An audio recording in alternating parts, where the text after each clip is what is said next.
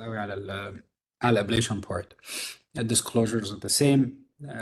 والobjectives بتاعتنا النهارده we're gonna review the indications. When do you have to pursue ablation for PVCs?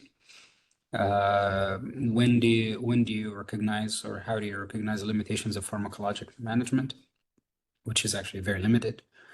And then we have to understand the 12-lead EKG system, how the EKG leads are arranged around the chest relative to the normal position of the heart. And then we have to review the systematic approach to localization of the origin of PVCs based on the 12-lead morphology, and that's pertaining to general and common PVC sites of origin. And then there will be some special sites of origin, some niche applications, and their sort of unique and respective EKG signatures. And we might touch base a little bit, maybe just without slides, about recommended power settings, and perhaps we can have a discussion about the role of PFA, all of which is undefined at this point. This is not necessarily something we need to talk about much. You guys do this every day. The overall management of patients with PVCs and the available options. This is from a review paper by Frank Bogan, and he has written a lot of the literature on PVC ablation. In fact, he was probably one of the first out there to develop the or to provide material for guidelines. He's at the University of Michigan. إسرائيلي هو. بس and some of his data is not necessarily well believed by everybody. But yeah, he writes a lot on the subject.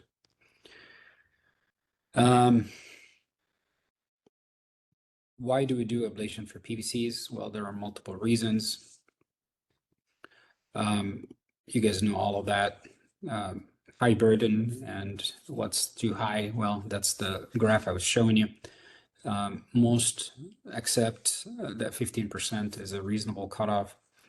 And that's for patients who have high burden of PVCs or are not generally great candidates for pharmacologic management. So what does that mean? Well, young individuals are very sensitive to antiarrhythmic drugs. It causes them side effects. Patients who have general contraindications for multiple drugs, patients who have bradycardia, patients who are too young to be on amiodarone, patients who have borderline QT, so they're not great candidates for class 3 antiarrhythmic drugs. If somebody has a lower burden of PVCs, so let's say 7% or 8%, but they have left ventricular dysfunction, these numbers are not necessarily, they don't apply at that point. So 15% doesn't apply in the setting of LV dysfunction. Those patients can respond to elimination of the PVCs, even when the burden is lower. I'll show you some more about that. And patients who have a low burden but have significant symptoms and failed antiarrhythmic drug therapy. Quite honestly, in our practice, we, for the most part, consider ablation a first-line therapy. Usually patients have been put on a beta blocker or a calcium channel blocker by the cardiologist by the time they come to see us. So usually we just proceed with ablation. Now, the main concern in asymptomatic patients with a high burden of PVCs is that there is a correlation between PVC burden and the development of cardiomyopathy. And this is again from the one seminal paper by Frank Bogan, and yeah, some dispute the validity of this and the interpretation of the data. But essentially what you see here is the ejection fraction going down in this direction. And this is the plot of the PVC burden. And you can see that as the PVC burden goes up, there is a shift of these points, these scatter plot points, they shift towards the lower ejection fraction. So what that means is as the PVC burden goes up, there is a predilection to developing cardiomyopathy. The question is that pure PVC induced cardiomyopathy, are these completely normal hearts, or are they hearts that have some predisposition to developing cardiomyopathy and the PVCs actually make it worse? Are we looking at patients who have subclinical structural heart disease to the point where the ejection fraction might have been normal at some point? Maybe it is mildly reduced now. Maybe the MRI or imaging does not detect scar. And what is exactly the chicken or the egg in this game? And it's really hard to define, and that's what people take against those papers. But nevertheless, that paper provided the basis for the indication for ablation for PVCs with high burden. I think that a lot of these patients are actually patients who have cardiomyopathy to start. And then what happened is they developed LV dysfunction, maybe accelerated by the PVCs. But we see a lot of patients who have complete normal left ventricular function and high PVC burden, and others who have lower burden of PVCs and have LV dysfunction. I think it has something to do with the myocardium itself, with the patient. It might have something to do with the site of origin of the PVCs. But anyway, this is a controversy, perhaps too late to debate, but it is what it is. So patients who have cardiomyopathy and a lower PVC burden, we still try to lower the PVC burden either with antiarrhythmic drugs or with ablation. And the reason is the left ventricular function can improve with the reduction of the PVC burden. So if you look here, this is a group of patients who underwent ablation for PVCs. And you can see the group is separated into three subgroups: those who had normal left ventricular function or normalization of the left ventricular function, or I'm sorry, had normal left ventricular function at baseline. Those are the ones that had normalization of the left ventricular functions. They had reversible dysfunction. And then the other group that had either partially reversible or irreversible LV dysfunction after ablation. And interestingly, the PVC QRS duration, if you had a narrower PVC QRS, you were more likely to encounter that in patients who had normal function, normal left ventricular function at baseline.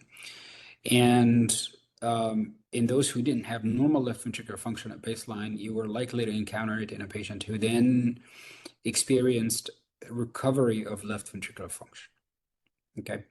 The ones that had a wider QRS duration, we're talking about the PVC QRS duration, wider PVC QRS duration was associated with either partially reversible or irreversible left ventricular dysfunction after ablation.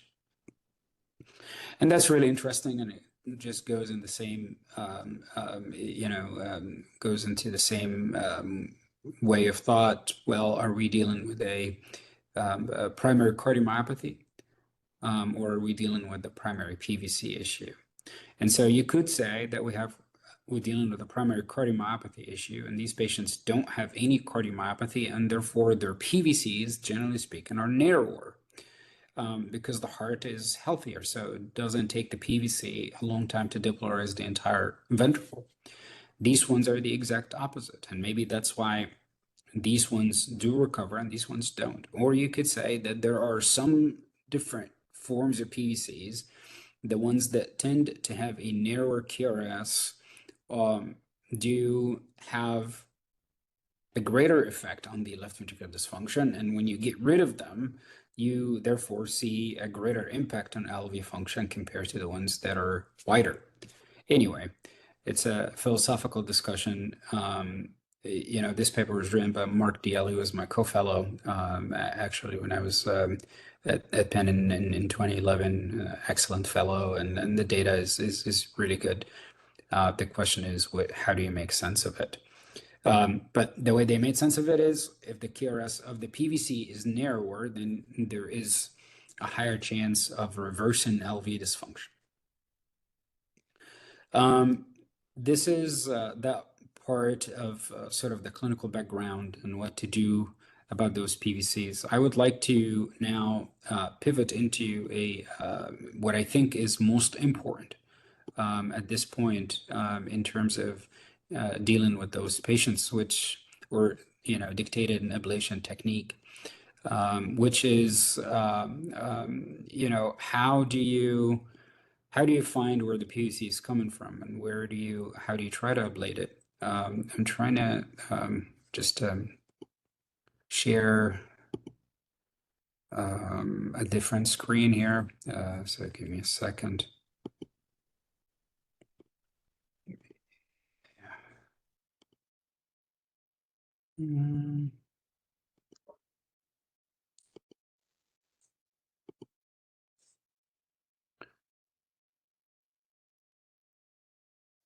Any questions so far while I'm trying to شباب الزمالة. I have a question about cardiomyopathy and the heart failure. Is it true that RVOT PVCs is associated with more PVC-induced cardiomyopathy? Yeah, so this is exactly the same thing we were just talking about. It's the same paper. So the wider the QRS, the wider the QRS, the more likely it was to cause LV dysfunction. So it was really interesting how that panned out. But yeah, I mean, some PVC locations are associated with high risk of cardiomyopathy. The thought, Frank Moshlinsky, who was the senior author on the paper, his thought was, if it is far away from conduction in the septum, then it causes more LV dysfunction. And so free wall of the RVOT is a little bit further away, and so that's why he thought it caused more LV dysfunction. Anyway, can you see this? Yeah. Yes, we can see it. Yeah. No, I tend to disagree with that interpretation. I think, sicker hearts that have predisposition to have an LV dysfunction will produce wider QRS PVCs. But again, so RVOT septum versus free wall. Well, why is there a difference? And that's the interpretation. If you're on the free wall of the RVOT, by the time you get to the septum, it is not a uniform activation. If you have a septal PVC, theoretically, it should be less of a problem. If you have something that is on the free wall of the LV, for example, that should cause more of a problem. But those tend to correlate with the QRS duration too. So if you have a septal PVC, usually it has a narrower QRS. If you have a free wall, especially epicardial PVC, it's going to be very wide QRS. So it is really hard to tell the chicken or the egg here. Okay, so the most important thing really during PVC ablation, and that's the main cornerstone of the procedure. Everybody can move a catheter, everybody can put it where it needs to be, but the question is, where do you go? You cannot possibly be mapping the entire heart or even an entire part of the heart every time you look for a PVC. You have to be very directed, you have to be very focused so you can obtain good data and be able to be efficient. Outflow tract origin is something that we know. So when we try to think about different sites and where do we go, where do we start mapping, we We have to recognize the simple, straightforward, and common things. So outflow tract origin is pretty clear. It is essentially things that are inferiorly directed, positive in the inferior leads, negative in AVR, could be positive or negative in AVL, and positive in AVF as well. Lead one could be variable. It could be positive, it could be negative, it could be biphasic, depending on where we're at in the outflow tract. But generally speaking, anything coming from the outflow tract is going to be inferiorly directed. Why? Because the outflow tracts sit way up here. They're higher than all the myocardium. All the bulk of the myocardium is below the outflow tracts, and therefore you're going to get something that is very positive in all the leads that look at the bottom of the heart, because the net electric current they see is directed towards the leads. So it's going to be a positive. This is now going to be an exercise of where the EKG lead is relative to the heart, the anatomy of the heart, where the structure is. Is it anterior? Is it posterior? What's anterior to it? What's posterior to it? What's right next to it? And we're going to learn how to use the EKG to figure this out. That's the most important thing during the PVC ablation. It's not the mapping. It's not the cardo. It's not what the cardo rep tells you. It's not what the cardo map tells you. These are all fine-tuning things. Once you're in the right spot, you can fine-tune using your mapping. But I will tell you, mapping is not always accurate. Even when it is accurate, it's not accurate. I'm not talking about mistakes. I'm talking about limitations of the technology itself. I had a PVC ablation yesterday, a day before yesterday, and it was, and I made the PVC completely went away at a site that was barely 5 to 10 milliseconds pre-QRS, and it immediately went away. Okay, the mapping system will tell you this is kind of late. It's not really that good. But it is good. You have to recognize the EKG, recognize what the EKG is telling you, because a lot of times the site of origin is in a spot you cannot record. You just can't see it. A catheter cannot record it. You have to understand where you are and where you can be very close to the site of origin. It doesn't have to be early. Most of the time it would be early, but sometimes you're very close, but you're not early because of a property we call anisotropy. Anisotropy is a property where the heart conducts faster in a certain direction, and it can conduct faster away from your catheter, although you're very close. Okay, and the activation then comes back to you, but you're very close. You just don't know based on electric activation. You don't know because the electric activation between you and the site of origin is not always a straight line towards your catheter. Heart doesn't care where your catheter is. Sometimes the conduction doesn't go in a straight line. It goes around. And if it goes around, by the time it comes to your catheter, it takes time. It looks late, but you're close. And that's why we need to understand the EKG. We need to understand the anatomy. We need to understand what things look like, because sometimes there'll be things that will be very puzzling and you have no idea where to get it. And you're right there. You're very close. You just can't tell because you're looking at mapping, you're looking at numbers. It's not just that. Some of this is anatomy and EKG. For those who are still, I'm not sure who's on the call, but again, this is the LV cavity. This is the left coronary cusp. It is anterior. The non-coronary cusp is the most posterior part of the LVOT. And then there is a part of the left ventricle we're going to talk about a couple of times today. It's called the posterior superior process. Okay, as the left ventricle comes up towards the mitral valve on the posterior wall, and towards the essentially the LV septum and towards the membranous septum, there is that part of the left ventricle that abuts the right atrium. It's towards what we call the crux sometimes. But the crux is not part of the left ventricle. The crux is something that the left ventricle attaches to. And so this part of the left ventricle is called the posterior superior process of the left ventricle. Not a very frequently used term, but things we need to be aware. And this is the membranous septum right here. Okay, the AV conduction. We don't see, Khaled, we don't see the. Oh, you don't are see explaining we don't see it. I think I have a fixed picture of the outflow track PVC and okay. Now you were explaining this, right? Do you see this anatomy picture now? Do you see that anatomic section right now? Let me see. ECG and You the just see the specimen. EPH. Yes. How about now? Yes.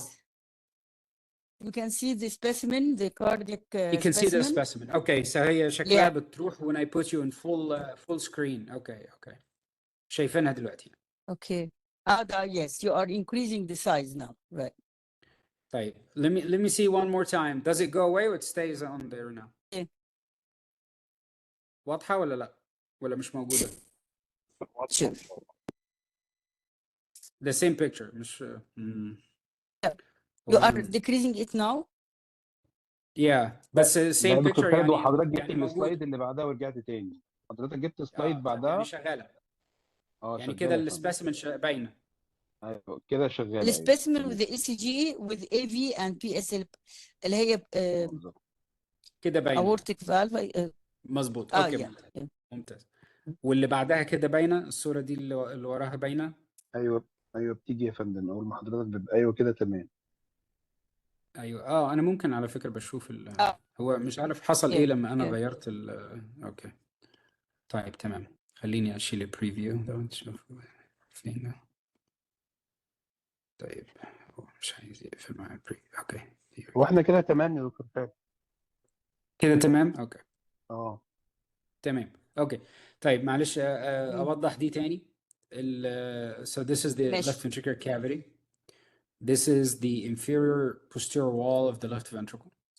This part of the left ventricle turns towards the crux, okay, towards the center of the heart, the inferior posterior center of the heart. And then here you get the membranous septum, and from there the membranous septum reaches towards the non-coronary cusp. The membranous septum obviously has parts of the conduction system. This part of the left ventricle is called the posterior superior process of the left ventricle, and that is very important. Look at the left atrium here. Okay, you see the left atrium is actually behind all of these structures. What's next to these structures is the right atrium. Okay, the right atrium abuts part of the left ventricle. Okay, and anterior to that is the membranous septum, triangle of Koch, and this entire area where you have the conduction system. And so the non-coronary cusp is very posterior in the LVOT. The left coronary cusp is very anterior in the LVOT. The non-coronary cusp abuts the left atrium. So when you put a catheter in the non-coronary cusp, what you're seeing here is you see atrial electrograms. They're coming from the left atrium. When you put a catheter in the right atrium and you go towards the triangle of Koch, where you, for example, ablate the slow pathway, right? Where do you ablate the slow pathway? Where you have a small a and a big V with a 1:3 ratio, right? What is that big V? Where is that coming from? You're behind the tricuspid annulus. You're not on the tricuspid annulus. You're behind it in the tricuspid annulus. It will not work on the tricuspid annulus. You're behind the annulus. Okay, so where's that big V is coming from? That big V is coming from the left ventricle. Okay, and the reason there is this anatomic relationship is that the tricuspid valve sits lower than the mitral valve. The mitral valve on the AV ring is actually lower than the higher than the tricuspid valve. And if you think about it geometrically, that means that part of the right atrium will be opposed to left ventricular tissue. That part of the left ventricle is called the posterior superior process of the left ventricle. Some people, crudely call the crux. But the crux is not the left ventricle. The crux is not part of the left ventricle. The crux is tissue that the left ventricle attaches to. It's connective tissue. Anyway, any questions about that anatomic specimen? There will be more specimens coming. Okay. So if we wanted to understand the EKG system, you guys understand superiorly directed, inferiorly directed axis. you understand the inferior leads, the lateral leads, and all of that. One of the things that are not necessarily easy to understand is the concept of the precordial leads and how those relate to sites of activation. This is a good diagram to show this. And before we start talking about this, let's go to this and just think about where the precordial leads sit on the chest wall. When you put these leads across, they kind of have this sort of sort of distribution from V1 to V6. They're all anterior. They're all sitting around the anterior surface of the heart, going down to the septum, and then to the lateral surface of the heart, if you want to call it the lateral or anterolateral surface of the left ventricle. Now, the convention for all EKG recording is a positive deflection means a wave front that is propagating towards a lead, and negative deflection means it's going away from a lead. Okay? So if something is going towards V1, it's going to be positive. If something going away from V1 is going to be negative, and so on and so forth, and it applies to every single one of those. Now, if you start thinking about it and learning where each one of these electrodes sits and what it looks at and what's closest to it, you'll be able to tell exactly what you're looking at. So V1 is very anterior. V1 is sitting right in front of the free wall, or well, kind of, you know, maybe the most rightward aspect of the RVOT.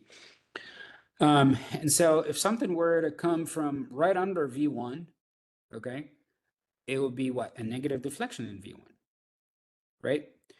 But then if you start looking at that from the perspective of V2, well, V2 says, well, I still see activity coming towards me a little bit, but most of it going away from me because the left ventricle is sitting below V2. V3 will say, well, I'm seeing more activity coming towards me, so it gives you a little bit more R waves compared to V2, but still most of the mass of the left ventricle is still going away from that lead, so it's still negative. We call a lead negative or positive based on the area under the curve from the isoelectric segment. So the area under the curve in this example here is all negative. So we call that left bundle pattern in V1. If it were positive, upright, then we call that a right bundle pattern. If it is biphasic, we call it indeterminate. You can call it biphasic pattern. You can call it indeterminate bundle. And so that's just the lingo we're going to use. If something comes from position 2, well, position 2 is going to give us in V1 this look. So V1 says, I see a little bit of activation coming towards me, so I'm going to call it positive, but then the left ventricle gets engaged. That's a lot of muscle mass. Everything becomes negative. 3, if we go down towards the LVOT, the rightward aspect of the RVOT, which is the right coronary cusp, in the right coronary cusp, we start producing more R waves in V1. So we start getting a little bit more R waves in V1. It's still negative. Why? Because we're still sitting on top of the LV. We go to position 4. Now we're at let's say the oromitral continuity, for example, or, well, not even that, maybe left coronary cusp. We start getting more R waves that are starting to equate the S waves, not there yet. If we get on the mitral annulus, now we are behind the LV. So then lead 1 goes like, man, I see everything is coming towards me here, so I'm not going to give you any negative deflections at all. Everything here is going to be positive. Okay? V1, when it looks at anything coming from position 5, it says, well, this is all positive. What does that mean?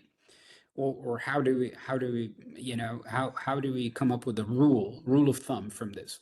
Rule of thumb is, the one thing we can say is always correct is anything that gives us a right bundle branch block pattern, which is totally positive or net positive in V1 over the isoelectric line, means we're coming from something around the mitral annulus. Why? Mitral annulus is very posterior. The entire LV would be between U, site of origin, and V1.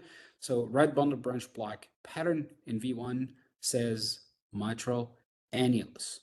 okay? If there is no precordial transition. If there is precordial transition, we might not be on the annulus. We might be down here or down here, okay? We might be mid ventricular. Okay, the precordial transition.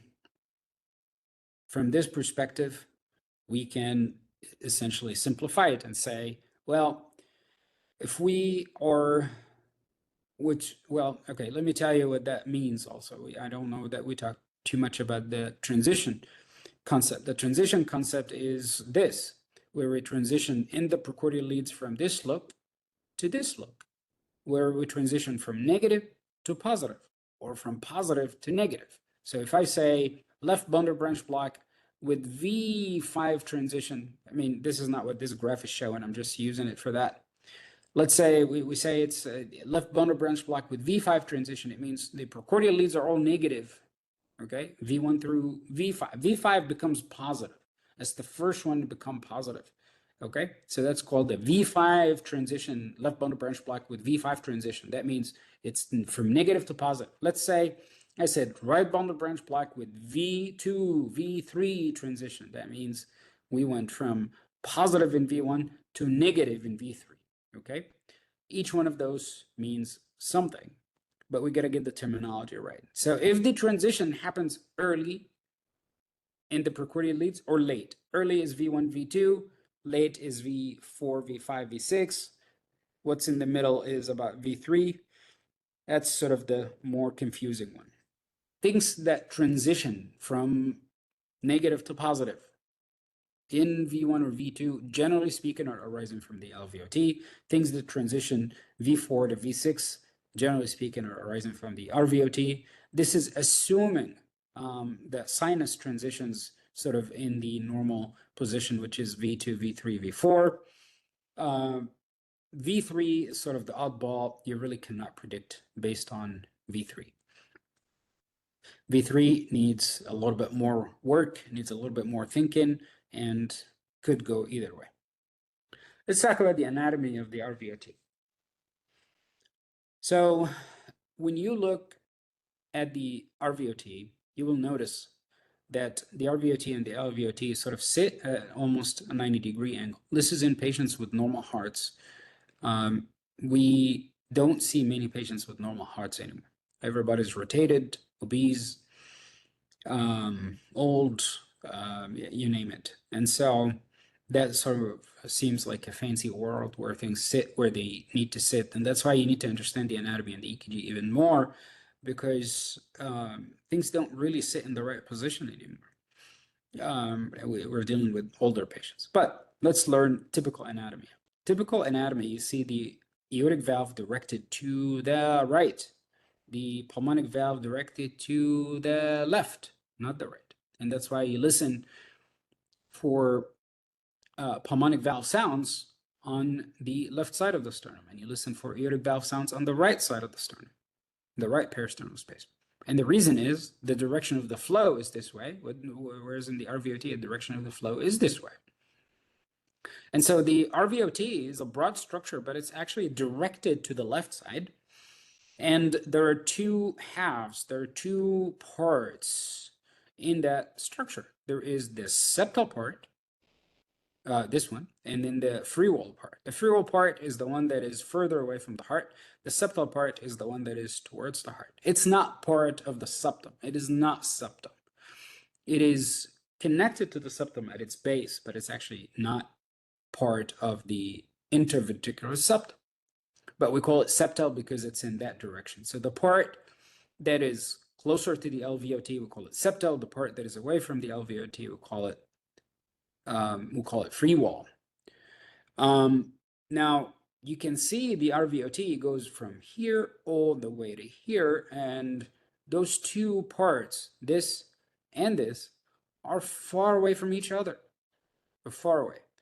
And so the EKG morphology is not necessarily going to be the same.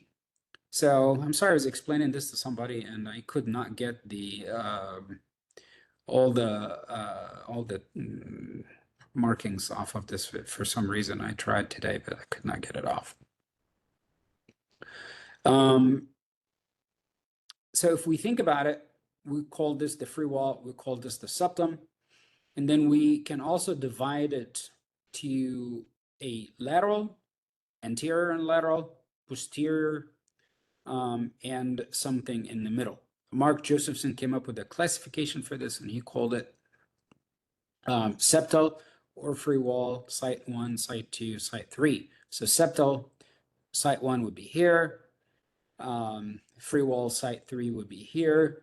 Most PVCs arising from the RVOT arise from septal site 3. So this area here, septal site 3 is usually the most common one.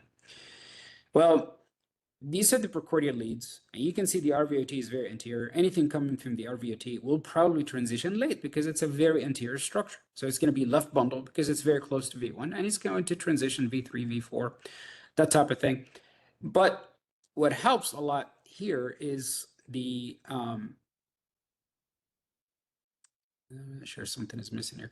What helps a lot here is looking at lead 1. Lead 1 is looking at the interlateral surface of the heart. If you were in this part of the RVOT, you will be negative in lead 1. You're going away from lead 1. If you were in this part of the heart, you'll be positive in lead 1. It also turns out, let me see if I have that graph here. I think this is missing in this slide. I'm not sure why. But there was a nice paper by Sanjay Dixit, who was a really good teacher. I enjoyed learning from him. But he essentially shows the differences between the free wall and the septal side of the RVOT. So you know what? Let's think through it, and I'll tell you what those differences are, and maybe understanding them would be much better than just seeing them on a graph. The anterior part of the RVOT is closer to the precordial leads. So will it have an earlier or a later transition? Can somebody answer that question? The free wall of the RVOT, should it have an earlier or a later transition? Late transition عشان هتبقى away. Away, later transition, right? Because it's more anterior. So you're going to see a transition in V3, V4, V5. You could maybe V4, V5. If you were on the septal side, you're getting more posterior, you're moving away. And so you're going to have a slightly earlier transition. You can start seeing things transitioning in V3 or V4. So that's the transition. If you are closer to the septum, in the septal side of the RVOT, do you get a narrower or a wider QRS? narrow. Narrower QRS. Narrower QRS. So the wider شكرا يا QRS. همت. Bravo. The wider QRS is more. The wider QRS is more free wall. Notching on the top of the QRS is more free wall. The later transition is more free wall. But then remember, there is free wall here and there is free wall here. Well, how do you tell the difference? You look at lead 1. If you are here, lead 1 is going to be negative. If you are here, lead 1 is going to be positive. If you are here, lead 1 is going to be in between. Everybody is different. We're not the same. Patients are not the same. And how do you tell where you need to be? How do you tell which part of the RVOT gives you what? You pace with low output when you get into the RVOT. You pace here and you establish what lead 1 looks like. And you pace here and you establish what lead 1 looks like. And then you can compare. And this is the concept we want to learn today. Okay? This is the concept of what I call the address versus traffic signs. Okay? The address is a static piece of information. It tells you this house address is this.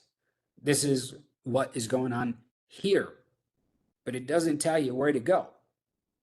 Traffic signs tell you where to go. They tell you turn right, turn left, or navigation directions. EKG is direction for navigation. It is not a static address.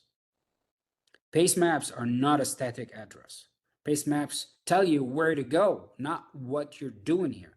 We're not looking at it to see, oh my God, the percentage is this, the percentage is... No, I'm not interested in the percentage. I'm interested in what's not right about the pace map, not what is right. I'm interested in the 6%, 7% discrepancy. Where is it coming from? Okay, I'm interested to see if lead one matches or not, so I know if I need to be here or here. So if I look at lead one and I'm like, well, lead one is telling me I'm, not matching lead one. Lead one is actually very negative, so I have to be here. You don't understand that stuff until you start looking at it with intracardiac echo. It opens all of these structures in front of you, and you can clearly tell where you're at. Are you septal? Are you free wall? Are you anterior? Are you posterior? The mapping system helps tremendously once you define, a couple of directions with intracardiac echo. Now you can define the rest with the mapping system, but you have some reference and you can build on it a lot quicker. Instead of just going around the RVOT to rebuild the entire anatomy and entire structure, which is all assumptions. You're assuming you know where you're at. And so these are too many things I'm throwing at you, but I want you to understand how to navigate the RVOT. Okay, free wall versus septum, anterior versus posterior, and you look at all these cues. You look at your pace maps. You look at intracardiac echo. You figure out not whether what I'm good is good or not. No, what is best? What is the EKG telling me I need to go? I need to go a little bit more anterior. I need to go a little bit more lateral. These are all things that you have to use the EKG to guide your movement. We are showing a PVC here, and I don't have markings on the EKG leads, but you can sort of tell. And if somebody could just analyze it to me along the lines of what we just said, any brave volunteer who wants to, take a crack at أسامة. this. أسامة is the primo. خليك واحنا عندنا سمح. الانفيريور اكسس بوزيتيف يا عم واحد انت negative. تلميذ طب جون، لا يعني استنى عايزين بس نسمع استنى حاجات بس كويسه. اول حاجه هي ليفت بندل ولا رايت بندل؟ البي في سي هي ليفت باندل مورفولوجي، تمام. لان ايوه الترانزيشن ليه مش يبقى في 6 الانفيريور الترانزيشن بوزيتيف. فين؟ الترانزيشن الترانزيشن فين؟ عند في 2 او في 3 في 3 V3 لا سوري في ثلاثه. في V3 3 مظبوط مظبوط في ايوه 3. ايوه عندنا ليد 1 نيجاتيف، مظبوط. لم So صح كده. okay yep يبقى احنا جايين من الليد الفري وول اللي هو ناحية اليمين زي ما حضرتك كنت بتشرح كده، ومن ايوه صح، والترانزيشن في 3 يبقى احنا رايحين بعيد عنها، يبقى ممكن يكون 6 بتاع ناحية 6 الفري وول كده ار في او تي. okay so that's fine I just برافو دكتور اسامه. واحنا كنا بس بنحاول نقول ايه ال just the terminology. هي it's left bundle V3 transition inferior directed اول حاجه. 2 left bundle. 3 V3 transition completely negative in lead 1. What I wanted to show you here also is this is the EKG that was done in the clinic. This is the EKG that was done in the lab. And I also wanted to highlight that sometimes things look different in the lab. Patients are not sitting in the same position, and the EKG leads are not necessarily all the same when you look at them in clinic versus lab. And so you see the transition here is different, right? The transition here is V4. You can see lead 1 is a lot less negative. And so that tells you maybe this looked more like LVOT, an LVOT PVC, I would say. This looked more like an RVOT, septal RVOT PVC. Now, lead 1 is negative. فاحنا يبقى احنا فين لو احنا هنا؟ يبقى احنا we have to be more lateral towards lead 1. And we're probably septal because the QRS is narrow and because the transition, generally speaking, is not that late. This is the area where we did the pace map, and you can see the pace map was very good compared to the PVC. Look at lead 1, the general polarity of it matches, and look at V1. Kind of close. The activation here, looked not great, but that PVC went away here. And the reason this PVC went away here, I imagine it might have been here too. When I look at this morphology, and I want you to remember this pattern, because these PVCs can be really, really elusive and difficult. This is, look at the downstroke of the QRS in V1. Do you see this Very notch? good. Yes. This notch is very characteristic. You see this in those PVCs that arise from this area here. So look at the septal RVOT, look at the right and left coronary cusps. The junction sits right in the middle or across the middle of the septal RVOT. Those PVCs frequently arise from tissue in between the LVOT and the RVOT. That's exactly like the PVC I was telling you about. I did a couple of days ago. I essentially ablated it right here, and the activation was not early. From the RVOT right here, also the activation was not early. But we got it from right here. The pace maps occasionally were good.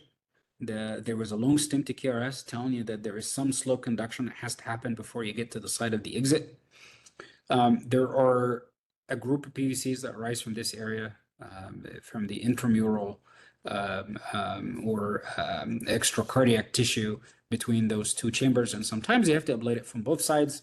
And if you ablate it from the LVOT, you have to ablate it right under the junction of the right and left coronary cusps, not just at the junction from above the valve. You could do both, but you cannot do one or the other. If you do one or the other, you have to go below the valve. Why? Because that tissue is down here in between the two chambers. Anyway, this went away here, and these PVCs are actually very common. So, okay, we talked about the RVOT a little bit. The LVOT, how do we know? Well, we said if transitions in V1 or V2, most likely it's in the LVOT. Essentially, the whole concept, we know it, we're posterior, we'll produce more R waves in the precordium.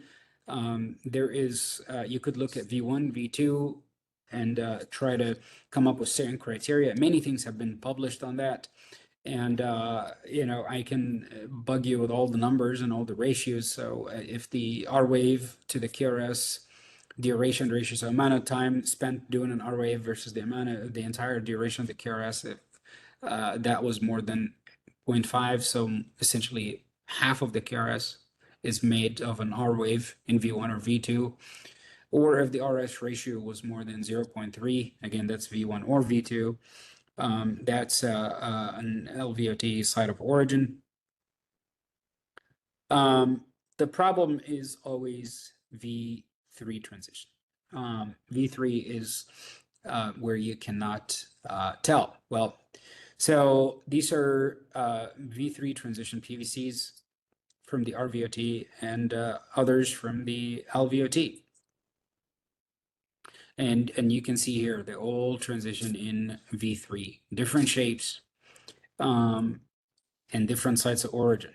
Well, some of the rules that can help figure that out, if the PVC transitions after sinus rhythm, if a V3 transition PVC happens after sinus rhythm, let's say sinus rhythm transitions in V2 and the PVC transitions in V3, 100% RVOT origin. And we see this sometimes. We see sometimes patients with RVOT PVCs with early transition. I've seen it even like up to V1.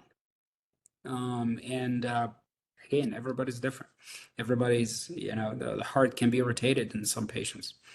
And so that's rule of thumb. V3 but ahead of sinus, or V3 but behind sinus, 100% RVOT. PVC at, or so if it transitions at V3 and that is at or before sinus rhythm. So let's say sinus rhythm is in V4 and the PVC is in V3.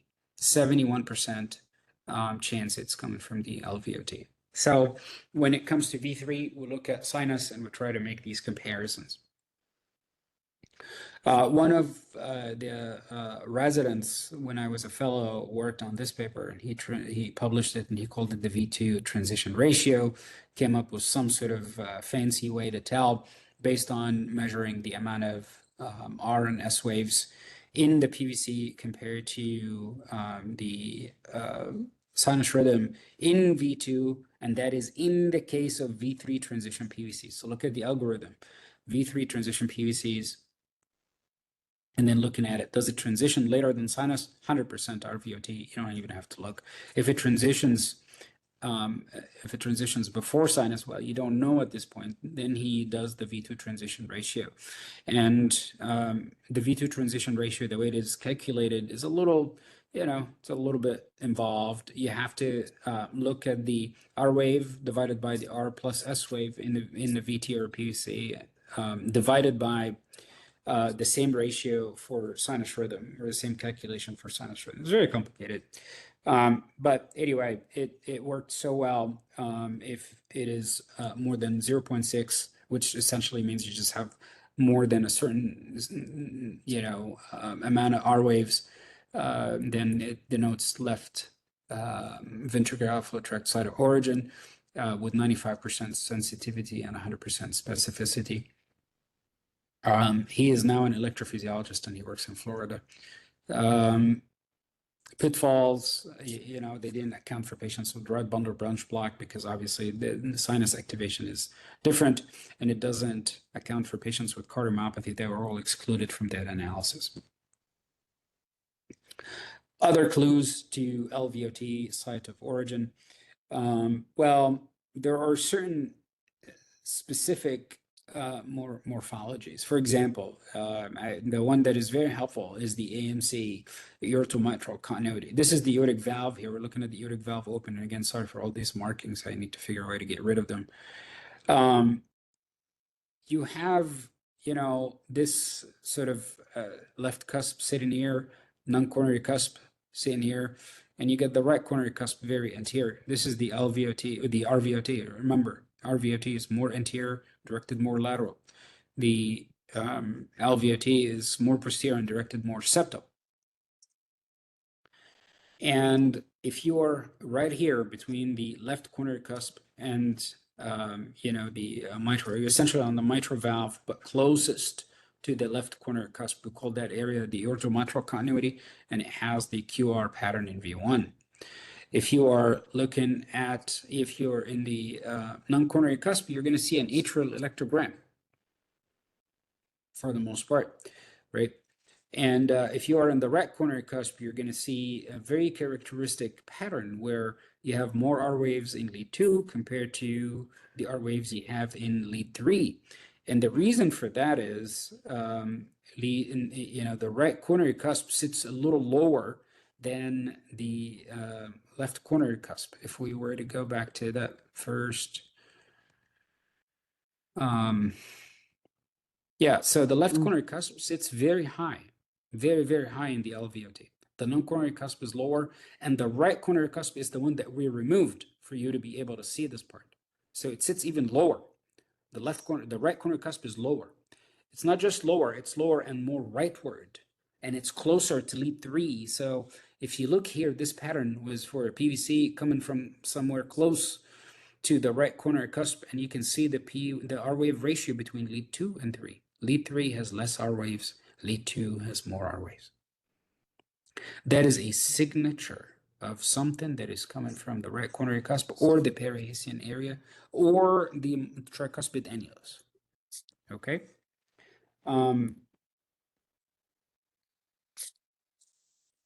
But in the setting of a V3 transition or a setting of something that looks like LVOT, it's the right coronary cusp that will give you that pattern. You could, in the left coronary cusp, be positive. You could have an M pattern. You can have a W pattern. You could have a right bundle branch block, actually. So total R waves. The left cusp is very nebulous. It can give you all sorts of things. The AMC is very predictable. The right coronary cusp is very predictable. The right coronary cusp PVCs, I have to caution you because these PVCs are very common in patients who have structural heart disease. And the reason you can get them from there is septal cardiomyopathies tend sometimes to involve the basal septum, and the right coronary cusp sits on top of that septum. And so you can ablate some of these PVCs, or they can look early in the right coronary cusp. Be careful, working there, because you don't want to assume that something is focal arising from the right coronary cusp when it actually involves cardiomyopathy of some sort. If we move a little bit from there to this portion, so we talked about the left cusp, and then the right cusp, and then the junction between those two cusps is really one of the most important things. So we just talked about it. This is a paper that was published by Rupa Bala. She was one of my attendings when I was a fellow. And she looked at the junction of the right and left coronary cusps, and found that a lot of those patients have late potentials. You can see the late potentials in sinus rhythm at the site of successful ablation. And when you got a pace map, sometimes you got a pace map with a long stem to KRS. And you had this late potential again in sinus. And sorry, go ahead. And when you ablated, you had very early activation in that area. But what she noted was that you had to have, you had to approach it from below the valve. Remember, we talked about that. Because it doesn't come from the valve tissue itself. It comes from ventricular tissue that is between the two cusps. One of the hallmarks of this is the notch on the downstroke. Look at V1. You see that notch on the downstroke? Okay. The downstroke of the KRS in V1 is not a straight line. It kind of goes through sort of a bit of a transition. Yeah. Why? We don't know. I honestly think a lot of these patients who have this particular pattern here have some sort of limited basal cardiomyopathy or a basal septal cardiomyopathy. And what you're seeing here is that sort of those sort of late potentials giving you those findings.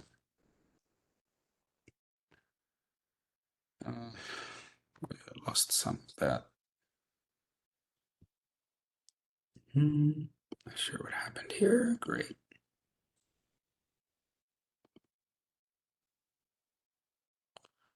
Yeah, I'm having a lot of trouble with this presentation, the presentation file, for some reason. We want to talk about the LV ostium and the concept of the LV ostium. Let me see if I can explain that here. So the LV ostium and the LV summit, those are two things we need to talk about. The LV ostium is this entire part of the left ventricle that is essentially basal and connected to the outflow tracts. The LV ostium accounts for both the part around the aortic valve and the part around the mitral valve. The part anterior to the aortic valve, we call it the LV summit. And the reason we call it the LV summit is a peak. That means the peak of the left ventricle. Why is it the peak of the left ventricle? If we were to go back here, you can see the top part of the left ventricle is this area right here. This area right here. This sits on top of all of the left ventricle. Gives you the most inferiorly directed PVCs ever. See where they're at? They're right by the left main coronary artery, right there. So left main comes out of the left coronary cusp, turns around and bifurcates. This area here is called the left ventricular summit. It's characterized by very, very steep, inferiorly directed R waves, very early transition, sometimes what looks like an epicardial pattern, and there's some of the hardest PVCs to ablate. I did a presentation on this at HRS a long time ago, and I showed a group of patients that I did very well, and they did very well. We ablated them using what I call the map epi ablate endo. So we would map the epicardial activation, and then we would look at the earliest endocardial activation and the earliest epicardial activation, we would actually go from the endocardium right across from the earliest epicardial activation, and we would make those go away. Sometimes you have to ablate in the left coronary cusp too. There are certain numbers that predict whether you're going to be successful ablating from the endocardium or not. But these are some of the hardest and lowest success rate ablations you're going to encounter in this in doing PVC ablations. The problem is epicardial ablation is not very helpful here, and the reason is you have a lot of fat in this area. You have coronaries, you might not be able to ablate next to them. Some people do it, it's not really that effective. You could ablate in the coronary veins, so the anterior interventricular vein runs along with the LAD, and you could ablate in the AIV if you have at least half a centimeter sort of buffer distance. Again, I don't prefer it. I really don't think it's necessary, and I rarely ever do it. I think you can get rid of them without having to do that. So that's the LV summit. The LV ostium is essentially those ones that come from around the mitral valve. And the mitral valve essentially will give you positive deflections in V1 without precordial transition. Okay, so it's going to be V1 through V6 positive, no precordial transition at all, because you are very posterior. The entire LV is anterior, is between you and the precordial leads, so they will all be positive. Now the axis will determine where you are on the mitral valve. So look at the inferior leads, look at your lateral leads, and look at your rightward leads, as in lead 3, as in AVR, and you can tell exactly where you are on the mitral valve. And those are called LV ostium PVCs, and those are usually very easy to ablate. One bit of advice that I would give you is anytime you're dealing with something that looks like an LV ostium PVC. So, for example, forget that this was in the left coronary cusp. Let me say that this was on the mitral valve somewhere, because this morphology can be on the mitral valve, not lead 1. Lead 1 would have to be a little bit more negative than that for it to be on the mitral valve. Ignore lead 1, but I'm going to use this pattern right here. I'm going to tell you, if you find something like that, that is positive V1 through V6, when you try to ablate it on the mitral valve, make sure you're on the annulus, not anterior to the annulus, on the annulus, which means you have to have an atrial electrogram on your ablation catheter in sinus rhythm at the proposed ablation site. If you do not have an atrial electrogram, you're going to burn and burn and burn and burn, and it's not going to go away. You need to be on the annulus. The EKG is telling you I'm on the annulus. It doesn't matter what the mapping system is telling you, okay? It's telling you we are on the annulus, be on the annulus. Let's see. Again, I apologize for all these markings. Let's review some of the morphologies that matter. RVOT, for example, okay? Left bundle, V3 transition, positive in lead 1. You can see the notching on the QRS and some of the leads.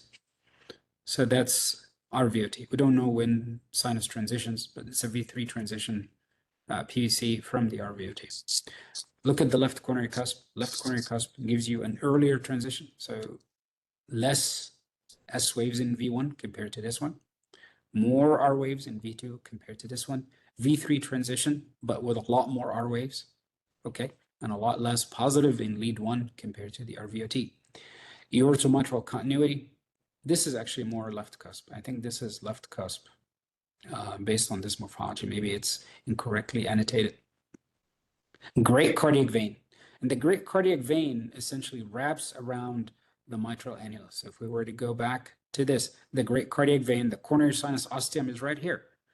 And it goes around and around the mitral valve until it gets to the area where the left main bifurcation is, and it bifurcates into the anterior interventricular vein, or actually continues as the anterior interventricular vein, which goes down next to the LAD. This entire part is called the great cardiac vein. This is the coronary sinus. Once the ligament of Marshall comes off of the coronary sinus, it becomes the great cardiac vein. This is all great wrapping around the mitral annulus. Anything arising from the mitral annulus, if it has epicardial features, we call it great cardiac vein. If you see early activation in the coronary sinus, essentially, which is technically at this point is not coronary sinus anymore, it's the great cardiac vein, to use proper terms, then it'll give you something that looks like it's coming from the mitral valve. It might have epicardial features, and the epicardial features are going to be the slurring of the upstroke of the KRS. So if you were to look at the duration of the KRS and look at the amount of that duration that is spent before you reach the peak of the KRS, it'll be more than 55%. We call that prolonged mean deflection index or maximum deflection index. And if it's more than 55%, it denotes epicardial origin. Why? Because there is slow activation on the pericardium. LV summit PVCs, LV summit is then broken down into two locations or two different parts. The part that is called accessible, and accessible means it's accessible to epicardial mapping, which I told you I really don't recommend doing that. And there is the inaccessible area, which is really just surrounded by fat. The left main bifurcation is there. And then there is the stuff that comes from the great cardiac vein or the AIV, which has early activation in one of those two. This is all called LV summit PVCs. And then, how do you approach it? How do you, decide if you're going to ablate it from the left cusp or ablate it from, the under the valve? They look at the AVL to AVR ratio. And if you are in the inaccessible area, a low AVL to AVR ratio predicts bad prognosis when you do endocardial ablation. I really think you can make it work, and we can talk about that at some other point. It's a whole talk in and of itself. But the LV summit PVCs or VT are extremely difficult. Lead placement, remember that when you bring those patients to the lab. Lead placement during stress testing, if that's what you're using, can be different. The heart, the position of the heart in the chest, it changes with age.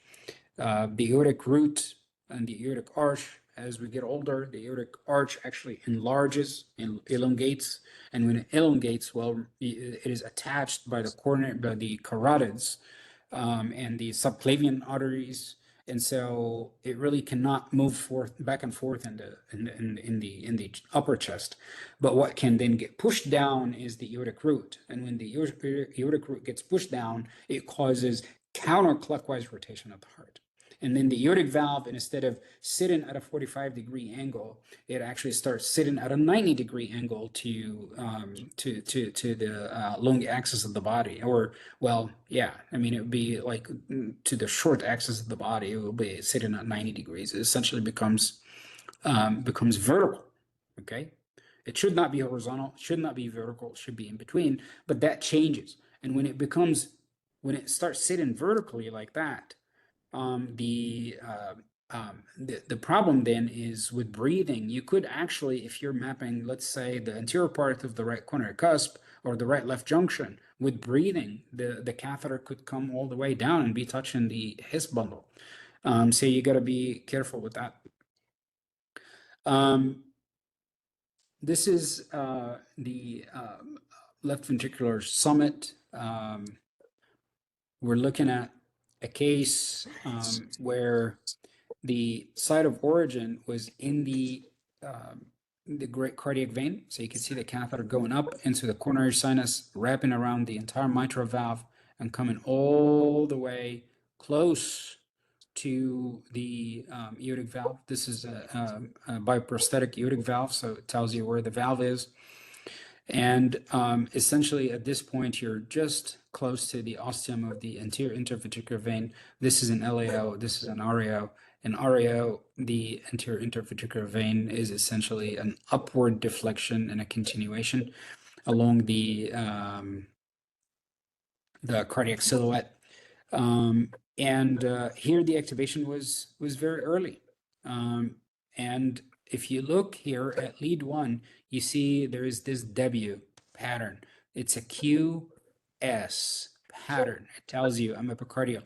Look at the peak of the QRS. The peak of the QRS happens more than 50%, or after more than 50% of the duration of the QRS has passed.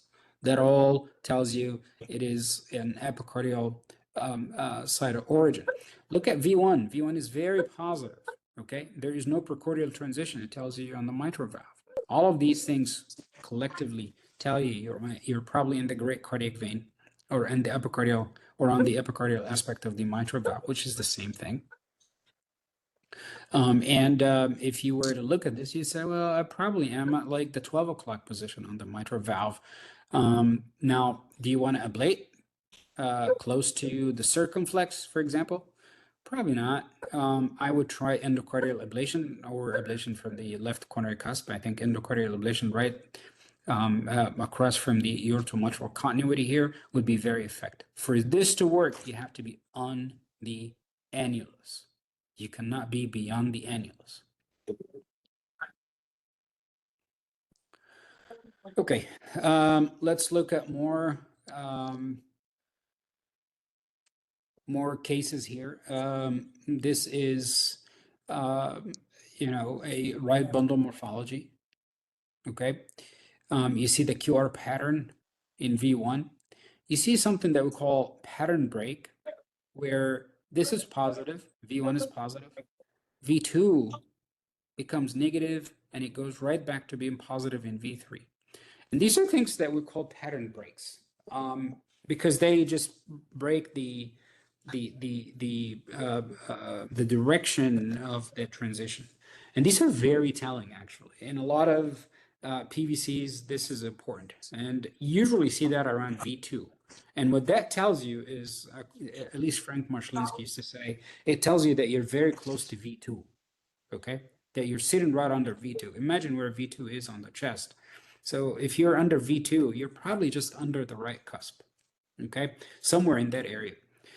You see pattern breaks also when you are in the basal infraseptal aspect of the tricuspid annulus, or a basal infraseptal aspect of the RV, right at the bottom of the septum, right in front of the tricuspid valve from the right side. You see pattern breaks. This is going to be all negative, right? It's on the right side. It's going to be all negative in V1, but then V2 sometimes becomes positive, and then you go back to negative in V3 again. Very characteristic pattern. Pattern breaks in V2 are very helpful because they tell you to go to certain spots. Pattern breaks in V2 are also, they happen also in the middle cardiac vein. You see those patterns.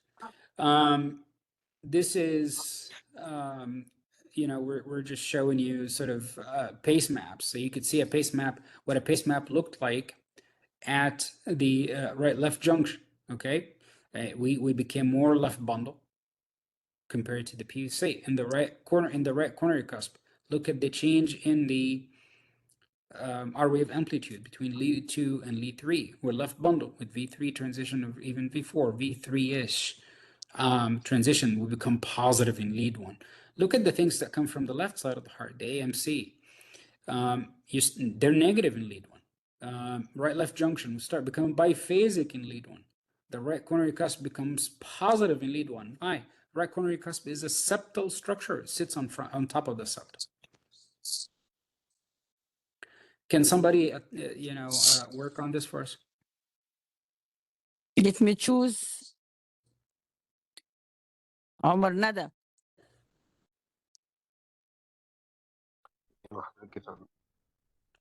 here we هنا احنا عندنا هنا نفس بندل مورفولوجي مظبوط. الاكسس بتاعنا برضو anterior، عندنا lead is positive، وعندنا lead 1 is completely positive.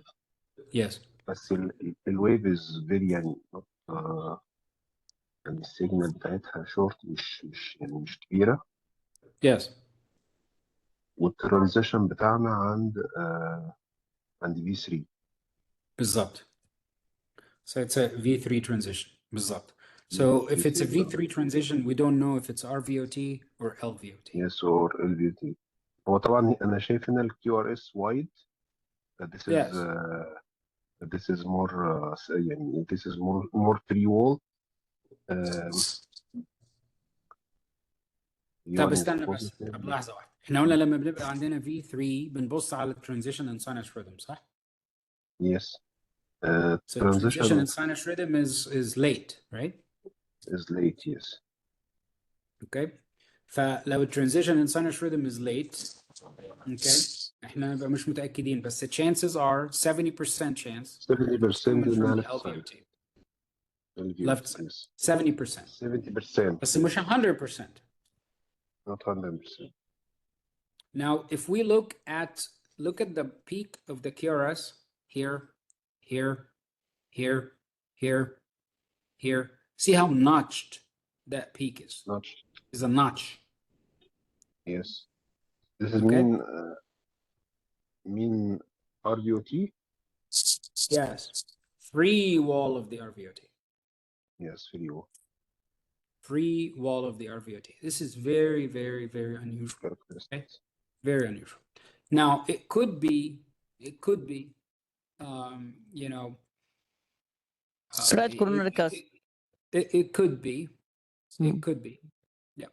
But these notches are very, very suspicious. Okay, let's talk about another. Let's talk about another one, and this is a population of PVCs we have not talked about before. Okay, and what we see here. كريم وصفي كريم وصفي معاك يا دكتورة هيام. ميرفت مش هيام. دكتورة ميرفت معلش أنا آسف. في V1 it's right bundle morphology و في inferior leads 2 و 3 و EPH are positive. It looks like فين LVOT. 2 و3 دي؟ استنى، 2 و3 و EPF مش بوزيتيف. انت بتقول بتقرا هو ايه؟ في واحدة فيهم positive. واحنا عندنا هو 2 مورفولوجي. في two morphologies. فهي دي الفكرة. احنا عندنا two morphologies هنا. خلاص؟ فده مهم جدا. بس خلينا ignore ال less common morphology. خلينا في more common morphology زي الدكتورة ميرفت ما بتقول. هم superiorly directed. خلاص؟ Negative in 2 and 3, it's superiorly directed. And the superiorly directed one, okay, does not really transition much. It is almost a V6 transition. Maybe it's or no transition at all. It remains positive throughout the precordium, okay, which tells you that you are close to what? Left side.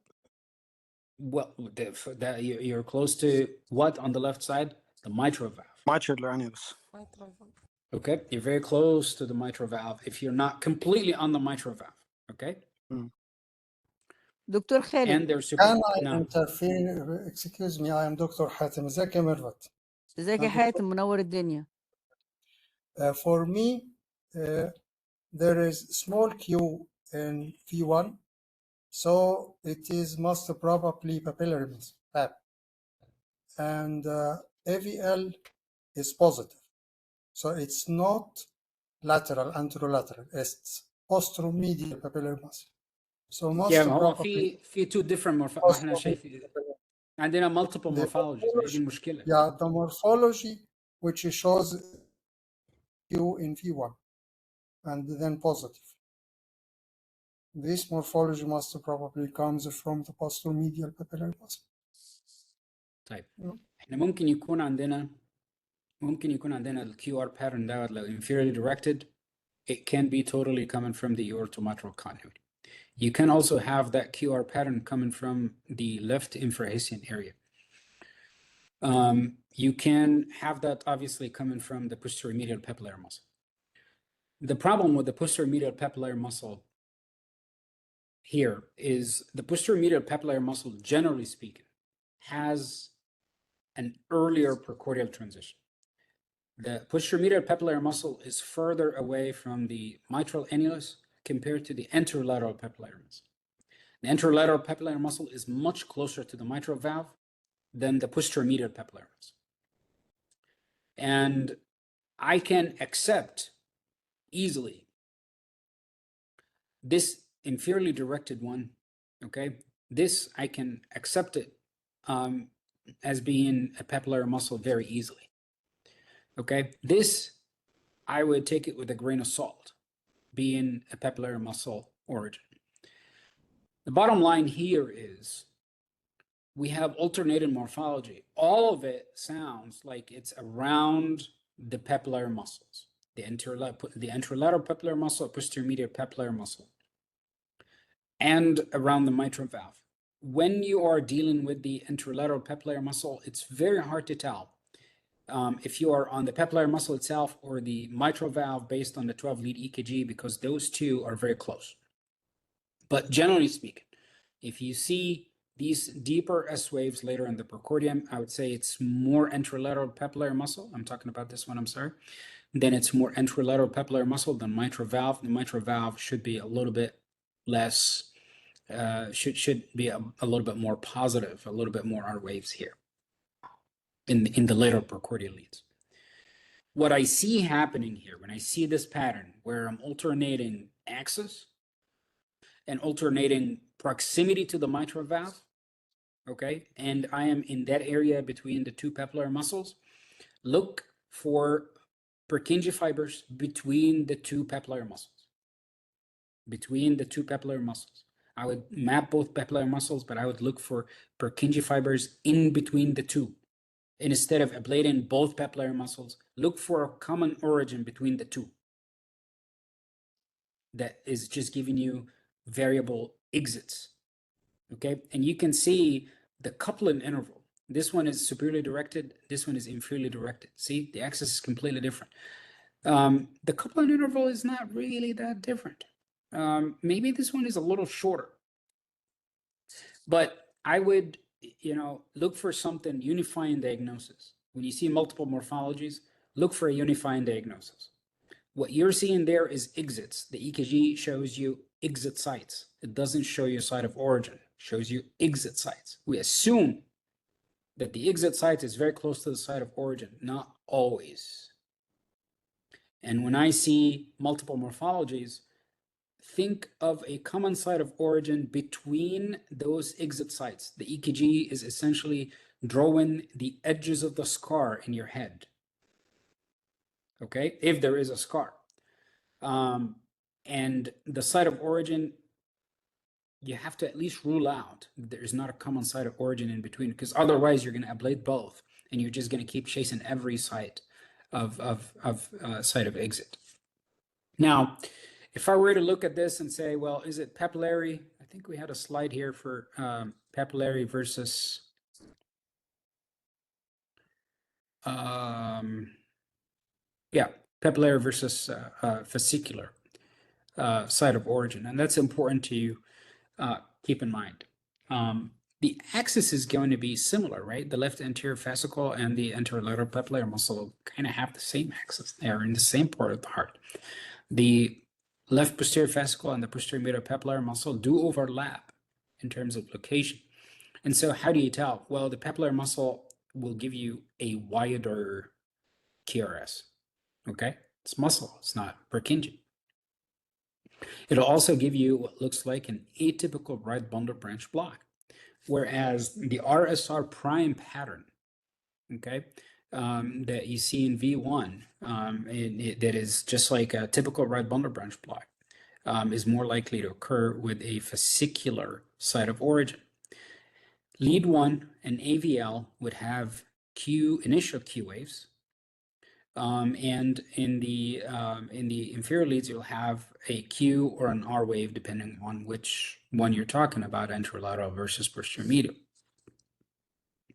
In the papillary muscles, you don't have these initial positive deflections, okay?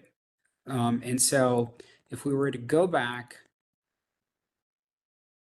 to this and try to see the RSR prime pattern, the RSR pattern, generally narrower QRS. You see the tiny little Q waves in the limb leads. Okay, and when it was inferiorly directed, or when it was superiorly directed, they were tiny R waves. You see them here. Okay, this pattern to me means more fascicular origin, and the multiple morphologies denote multiple exit sites. Okay, so the Dr. Mirvat, the case we did a couple weeks Yes. ago had some of Yes. these features. Okay, Yes. had some of these features, and we have to always think what the EKG shows you when you're looking at it. It's mapping in your head sites of exit sites. Okay, it's mapping exit sites for you. You have to think what's in between those exit sites. That's where you need to go. The patient was ablated and no VF since the session, I think it was last Tuesday, when we ablated the anterior fascicle, the posterior fascicle, and the right bundle. Yes, And this is we her ablated. resting ECG. Yeah. زيها بالظبط يا دكتورة ميرفت أسماء ablated from both sides of papillary muscles. يا إيمان ما هيش أسماء، it is تسنيم. وما مش both sides of papillary muscle. احنا ablated the left anterior fascicle, left posterior fascicle, and the right bundle. And the Because right this bundle. is the and the right bundle. And we did a line of block across the yes, across the left posterior fascicle بالظبط دكتور. yes, that was when the first session which we when we ablated the left anterior fascicle, she was cured, but when the recovery of the conduction happened, then the PVCs induced VF. Yeah. But when Dr. Khaled came and we gave her another chance, we re-ablated the anterior fascicle, the posterior fascicle. We made a long line on the posterior fascicle because it's longer, and we ablated the right bundle. Yeah. حضريها إيمان. ماشي اوكي تمام. وبعدين بعد ما عملنا and after we did all this, she started giving us inferiorly directed PVCs coming from in front of the aortic valve, in front of the pulmonic valve, and other inferior infraseptal RV PVCs also. And she was still trying to produce septal substrate. So we ablated on the septum, the more basal septum, actually, going from the top to the bottom. We ablated by the ureteromitral continuity. We ablated in front of the left cusp. We ablated so much. She has a basal septal cardiomyopathy of some sort, including disease of the fascicular and Purkinje system. So anyway, again, just reviewing some of the morphologies, and I don't want to, bother you guys with repeating the same thing over and over again. Okay, what are we showing here? The area between the mitral valve and the aortic valve, the ureteromitral continuity. Something to keep in mind. We have laid some of these PVCs here. I also wanted to show you, let me see. Okay. Wouldn't we talk about this PVC here if somebody wants to analyze this? إيمان سمير. Okay. The axis, inferior axis, positive in lead 2, 3 and AVF. بس هو في الساينس يا دكتور خالد. بالظبط، ما هي دي في الساينس يا إيمان. I think we have خدي بالك العيان ده عنده ايه؟ في حاجه واضحه. لا نو في هنا ايه؟ انت شايفه هنا ايه؟ بيسنج سبايك. ركب بيسنج بيسنج انهي نوع من Why? بيسنج؟ انهي نوع من بيسنج؟ I think it's PRT septal I pacing. think عشان واحد اوفيل لا. نيجاتيف. No, look at V1. Yes. ده محطوط له CRT. ده محطوط له CRT. Conductive system. CRT. CRT. So that's CRT, okay? So that's a It looks CRT like he system, has right? AF, underlying AF. I don't see P waves. Very possible, yeah. He has underlying Yes. AF, that's correct. He has underlying AF, and you can see that person is not biv pacing enough, right? Yes. Biv Yes. pacing Due is to the interrupted PVCs. by the PVCs. Yes. Okay? The biv Mm. pacing itself is really good morphology. Yes. Okay, Mm. and you can see that they probably have hard block because there's no conduction of AFib at all. Yes. Yes. Mm. Okay, so they have Or hard block. ablation of the AV junction. Maybe yeah, Mm. yeah. Yes. Or they have spontaneous heart block. Who knows? بس طبعا ال PVCs are preventing adequate CRT. So what do? You have to ablate the PVCs. صح. Okay. خلينا نركز على The ال ascent PVCs. lead one and the AVN. So this is the have PVC. good Okay. Q wave, This is the PVC. good Q wave by V basing. ايمان ركزي بقى مع البي في سي اللي شكلها مش بيست. خلاص بقى يلا، اللي هي لو في اللين بليد 1 التاني وتالت واحده على طول، تاني أيوة. وتالت اللي ضرب، هم دول. وانزلي بيهم لحد تحت عشان تعرفي انت بتبصي على ايه. احفظي شكلهم. ده تمام. الاكسس عندك ايه؟ 2 و3 واي في اف شكلهم ايه؟ اللي نوت basing اللي not preceded by basing spike upward positive. يعني ليه 2 2 positive بوزيتيف. negative وليه 3 AVF positive. لا لا لا لا لا، انت بتبصي شغلها خالد على البي في سي. هي دي تاني البي في ضربة سي. يا إيمان هي دي، تاني هي دي وتالت البي في ضربة هي سي. البي في سي. It is خلاص. positive in lead 2 negative in lead 3 negative in AVF. انت مشي بيها كده بعينك دي قبلها عشان تعرفي basing توصل. spike. لا اهي. خلاص. دي مش زي ما قبلها الدكتورة basing ميرفت spike. بتقول. زي ما الدكتورة ميرفت بتقول هي positive in 2 صح؟ ايوه. Yes. negative in 3 2 صح؟ negative in negative in 3. AVF. يس. Okay. positive in lead 1 صح؟ left bundle ولا right bundle؟ بصي Right بقى على bundle. في 1. This is the based complex. No. يا The base إيمان ما complex is this تصدقينا one بقى. اهو. عرفناه منين يا ايمان؟ بصي يا ايمان، احنا مش قلنا ده اللي بيست كومبلكس هنا اهو، شكله بيست اهو. احفظي بقى شكله ان في 5. اوكي، ده الريدم ستريب بتاعك، ده شكله ان في 5. تعالي نرجع للاول تمام. بقى. ده شكله هنا في 5 صح؟ ده بيست. تمام. ده البي في سي. ده البيست. البي في تمام. سي لفوق. خلاص، اطلعي تمام. لفوق هتلاقيها ليفت باندل صح؟ يس. اوكي. مظبوط. طيب بوزيتيف انت 3 شفتي دي 2. الشكل ده في في 1 عامل ازاي؟ شايفاه؟ مم. حفظتيه؟ ده شكل مم. البي في سي اللي هو تمام. ده. طيب الترانزيشن بيحصل فين في البي في سي دي بقى؟ ترانزيشن اتليد V2 V3. ترانزيشن ات V3 V3. في 3. مظبوط. ترانزيشن فين؟ في V3. طيب V3.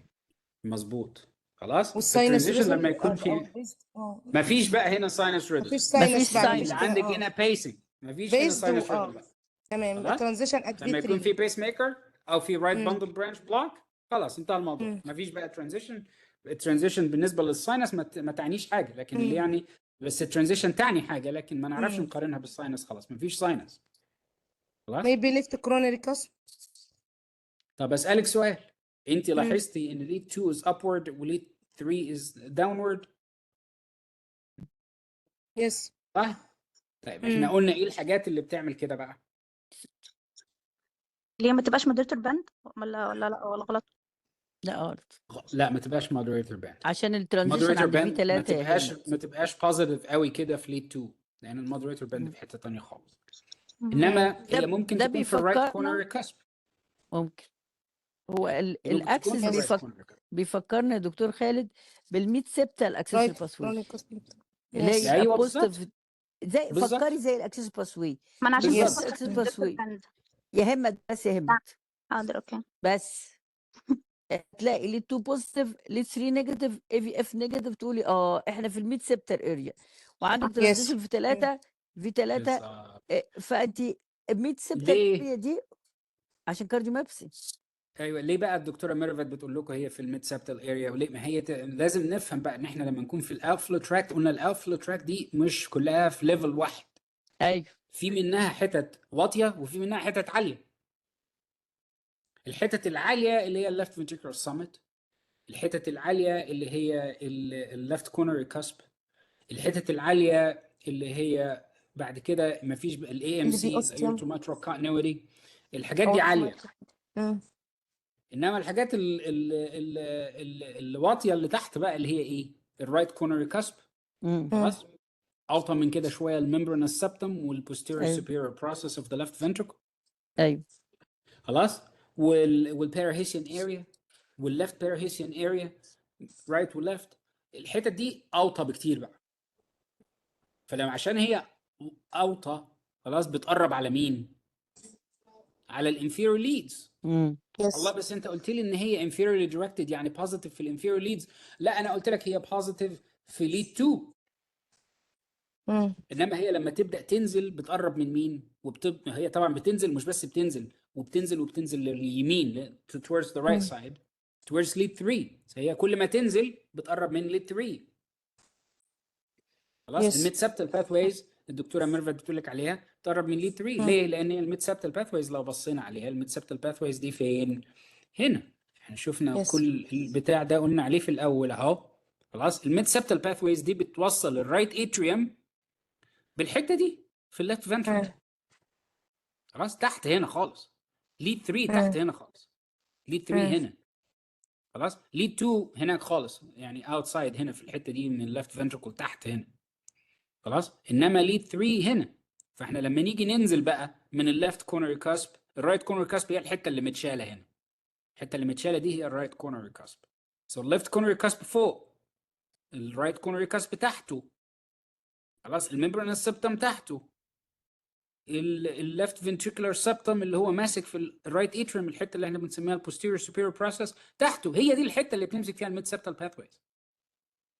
يعني الميد سبتال باثوي ما بيوصلش الرايت اتريم بالرايت فنتركل.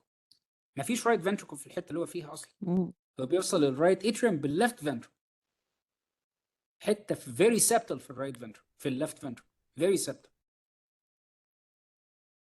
خلاص. انت كل ما بتنزلي تحت بتقربي من ليد 3. فيبقى ليد 3 تبقى ايه؟ نيجاتيف كل ما ننزل تحت. فهمتي؟ فالحته دي غالبا دي ممكن تكون جايه من الرايت كورنر كاسب، او ممكن تكون جايه من حته حوالين البوستيريور سوبيريور بروسيس اللي انا كنت بوري لك شكلها قدام دي. حته في المنطقه دي لازم ايه يعني تدوري فيها فين بالظبط. بس انا ابدا ادور فين؟ اول حاجه ادور فيها فين؟ الرايت كورنر كاسب Yeah. في المنظر ده. خلاص. ده ادور في الرايت كورنر كاسب فيرست.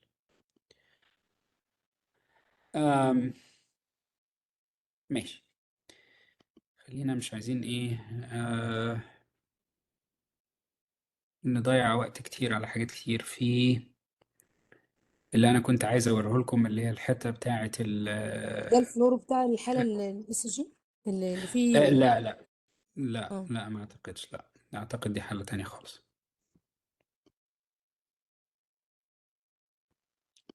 اعتقد، خليني افتكر كده الله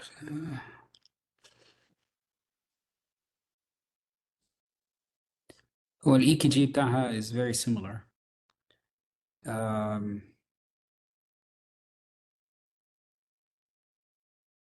I think ان هي يمكن كانت هي نفس الحالة دي، وكانت الحتة دي تحت الرايت كورنر كاسب على السبتم on the septum.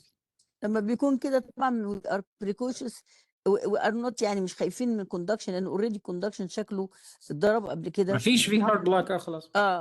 والعيان مركب سي ار تي والسي ار تي شغال زي الفل، فما عندناش مشكله معاه. المشكله بقى لو انت جالك الموقع ده وعيان عنده نيتف كوندكشن، وانت لو أيوة. ما خدتش بالك في الباراهيزيان زي ما انت حاطط كده، انت ممكن تعمل له كومبليت هارت بلوك. ودي انا شفتها بعد ما اتكوت وللاسف ان ممكن كومبليت هارت بلوك يبان ليتر. يعني later. مظبوط. عيان كان مع حد بروفيشنال جميل جدا وكانت باراهيزيان او تقريبا يعني حوالين الايفينوت كده، واتكوت جاله انكباح during ablation وقف ورد ورجع نورمال كوندكشن. بعدها ب 48 ساعه مطرح الاديمه والهيلينج وكده كومبليت هارت بلوك. مظبوط. طبعا الحمد لله ما كانش فيري يونج، كان 60 something الحمد لله. ركب ليفت باندل دول تشامبر بيس ميكر ليفت باندل بيسي. فخلوا Yeah. بالكم لان انت تشيل عيا وتحط عيا تاني، البيس ميكر ده عيا تاني اسوأ من العيا الاولاني. مظبوط، بالذات لما وبعدين يكون بقى كمان حاجه الكتيف يعني، وكلها مثلا سيمتومز او يعني كده. وعايزه اقول لكم حاجه، انت ممكن تعمل كمبيوتر بلوك والبي في سي تفضل، يبقى انت ده كمان بقى اسوأ اذيت حاجه بقى، العيان. ده اسوأ حاجه بقى. اذيت انا في حد من الشباب ولادنا يعني بس في بلاد بره، وهي واز فيري يعني كان عنده حاله نفسيه من حاله كان بيكولها بي في سي من one of the coronary cusps. غالبا كانت المهم يعني مش فاكره كانت فين، وبعدها ب 48 ساعه كومبليت هارت بلوك. ليه؟ لان انت ما تنساش ان الهيز باندل جنب الرايت كورونر كاسب والنون كورونر كاسب، والانتروسيبتال اكسسوري باسوي ممكن تكويه من النون كورونر كاسب. فما تستهترش وانت بتكوي، لازم عينك على الاي سي جي ويبقى 12 فيد اي سي جي. وعايزه اقول كمان حته الجريد كاردياك فين دي يا دكتور خالد عوض، معايا انا شخصيا حصلت. الست كانت بي في سي قريبه منها كويس، واحنا بنكوي السيجمنت اليفيشن كويس، مظبوط. ورجعت وبعدين اليفيشن تاني وشوت عملنا شوتنج للكوروناريز ليفت، كان عندها ريمس انترميديس از بيج از ال اي دي. ايوه حقناه، كان في سبازم وادينا نايتريتس وفك، وبعدين حصل السبازم تاني. الفني خدني على جنب كده قال لي لازم تحطي ستنت. ليه؟ لان انا لو سبت الست وقفل تاني وهي تحت وجالها اكيوت ام اي ودخل في اف وماتت، جوزها هيذبحني، وكانت شابه صغيره. المهم ان احنا رحنا حاطين ستنت في الريمس انترميديس ده اللي هو كان قد ال دي، وكونا الحمد لله ان البي في سي كانت اتكوت والست خرجت بسلام. في ميل بقى وجوزها بقى مش عارف بيعمل ايه، راح اشتكت، راحت عملت كوروني انجو كومبليتلي كانالايزد. فانت اللي تشوف الكومبليكيشن وتعالج، واوعى تهرب من مواجهتها، لان هي هتيجي تصد في وشك لا مؤاخذه يعني. يعني ايه؟ مظبوط. يعني انت عملت كومبليكيشن، اعترف قدام نفسك. ولعلمك احنا ما دفعناش جوزها حق الستنت، انا قلت لا this is my complication I have to take over الكومبليكيشن. طبعا ده عشان النظام الاقتصادي بتاعنا في مصر، لكن انت بينك وبين نفسك وبينك وبين ربنا لازم تقول اي لو عيان لا قدر، لو طبعا حصلت معانا جبنا له كومبليت هارت بلوك، احنا بنحط له بيس ميكر بدون ما يدفع اجره. وانت تعمل حسابك كده ان من الفلوس البروسيجرز تتجمع كلها، يبقى عندك بيس ميكر ستاند باي للكومبليكيشنز، لان العيان مش ذنبه ان هو ان انت عملت له كومبليت هارت بلوك. في بلاد بره التامين بيدفع، لو حاله انشورد في دار فؤاد ولا شفا، بتخرج العيان مثلا على تمبري ولا اي حاجه والشركه تدفع. لكن لو انت بتعمل حاله وفي نيو برايس براكس او حتى عيان غلبان وبتعمل له نفقه ولسه كده، you have to make sure ان انت you can treat the complication على حسابك. حطها بينك وبين نفسك كده، ربنا يسترها معاك. خلي بالك العيانين دلوقتي الدولة بتقومهم يعني حقوقهم والشكاوي والحاجات دي. العيان لما يجد ان انت بتشيل الكومبليكيشن، ما بتهربش منه، ما بتهربش من مواجهتها، بتكلمه بأمانة، مش لازم تشرح له بقى اصل احنا كنا جنب الكاردياك فين والدكتوره ميرفت داست على الفلورو واحنا نسينا نبص مش لازم تشرح له كل الهباله اللي بتحصل في جوه اوضه القسطره. ما تبقاش ثرثار، قول له المعلومه ان شورت، لانك لو فتحت عليه باب ده اصل عمر ندى كان سرحان، اصل الدكتوره ايمان كانت هي اللي بتدوس على الرجل، انت هتقوم العيان علينا واحنا هنبطل نشتغل. مش عشان حاجه ممكن ننفد منها، لكن في الاخر عيان هيبقى ماسك علينا، هيجيبك شاهد ليه. فلو سمحتم ما حدش يضرب يعني قول للعيان الحقيقه بدون تفاصيل كتير، هو مش هيفهمها. انت هتلخبط العيان وهتخليه يفتكر ان حاجه بالظبط غلط حصلت وحد غلط بالظبط، هي والى اخره الى اخره. حاجه غلط حصلت يا دكتور خالد، بس اكسبكتد، لكن انت بتستنى تتوقعها. تقول حضرتك يا دكتور خالد انا بخلي اللي يدوس على الابليشن بادل واحد واللي ماسك القسطره واحد تاني، عشان الابليشن بادل بيقعد يقول ايه جانكشنال مثلا اي في ان ار تي اشهر حاجه يجيب كومبليت هارت بلوك، جانكشنال ولو شاف حاجه من غير التكتش بيقول اوف، هو اللي بيشيل رجله. مظبوط. فانا بس يعني لان دي تعليمي لاولادنا اللي بيشيلوا اماكن كبيره جدا يا دكتور خالد، حضرتك ما تعرفش يعني قد ايه هم. واحد ماسك بيمسك التامين الصحي في مناطق نائيه، واحد بيمسك التامين الصحي والتامين الشامل في بورسعيد، واحد بيمسك الشباب دول بيخرجوا يمسكوا اماكن قياديه، فلا بد ان هم يفهموا اصول الشغلانه، مش مجرد PVC ابليشن الله هي يلا، لا ده انت ممكن تعمل ستينوزز في بقى حد من الشباب، معلش انا دخلت في حته كومبليكيشن الدكتور خالد، لان انا بخاف على العيان، بخاف على الدكتور. انت هتنام على المخده ازاي وانت عملت العيان ديسكشن في الليفت مين، لانك دخلت كويت جوه الليفت مين وشفتها وحد يعني يعني المهم يعني ان انت حياه البني ادم دي لازم تحافظ عليها. اخرج بفيلير عن انك تخرج بان انت دخلت جوه الليفت مين، كويت جوه الليفت مين، قفلت الليفت مين عن دايد اون بروسيجر. بس معلش انا قطعتك يا دكتور خالد، لا، هو بس كلام حضرتك مظبوط، مظبوط جدا جدا جدا. ومن الحاجات اللي احنا كنا بنتكلم عنها واحنا موجودين هناك، ومهمة جدا يا جماعة، احنا لازم نتعلم الانتراكاردياك ايكو، لان هو ده اللي بيمنع هنعمله يا دكتور الكومبليكيشنز دي. خالد، و it is on my agenda، ما انا وبشكرك عارف، ما انا عارف ان حضرتك انت انت ربنا ه- يخليكي ليهم، انت وخ... حضرتك بتعملي لهم كل حاجة بتجيبيها. هي وبعدين بس احنا في الفكرة ايه، مصر مش بس واحد بيجيب الجهاز. حاجه، كله بيجري وراه. ما زي كويس، الفاشن والغيرة كده. كويسة. احنا لا مش غيره، بتبقى زي ما تقول فاشن، يعني ايه موضه. نفس فاحنا اللي كلنا آه. طالعين على راس الحكمة. طيب ماشي. ال... ايوه صح كله طالع على راس الحكمة. بالظبط. الفكرة مش بس ان يبقى معانا الجهاز والقسطرة.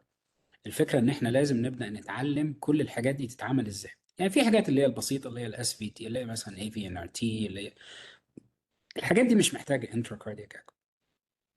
هو مفيد ان الواحد يتعلم فيها، لكن مش لازم. وانا ما بستخدموش في الحاجات البسيطة اللي زي دي. انما الحاجات اللي احنا بنشتغل فيها مع dangerous structures، مم. حوالين ال AV conduction system، حوالين ال coronary arteries، حوالين ال left ventricular outflow tract، حوالين ال right ventricular outflow tract. الحاجات دي لو انت precise وعارف انت فين بالظبط، خلاص مش هتعمل complications. خلاص مش هتعمل complications. الكومبليكيشنز دي ما هيش tolerated لا في مصر ولا هنا. هنا هيعملوا لك قضية ويبهدلوك، في مصر هيقتلوك. فهي ما مش فارقة. مش يعني. صح. فهي بس هي الحقيقة في حاجات معينة خلاص it's a risk. يعني انت مثلا بتقول لواحد والله انت عندك PVC دي parahiscian، ودي ممكن يكون فيها risk of heart block. خلاص فاحنا ممكن نعملها بالكرايو. الكرايو مش موجود، والله ممكن نبعتك مش عارف الأردن، الإمارات، أمريكا، مش عارف إيه. لو إحنا عايزنا نجربها هنا بالراديو فريكونسي، في ريسك إنه يحصل هارت بلوك، وريسك إنه ممكن يحصل إن إحنا بعد كده نضطر نعمل إيه، نركب بيس ميكر أو كده. العيان لو فاهم الكلام ده من الأول ما بيبقاش يعني. بس ده أنا ما بتكلمش على غلطة، إحنا كلنا بنغلط.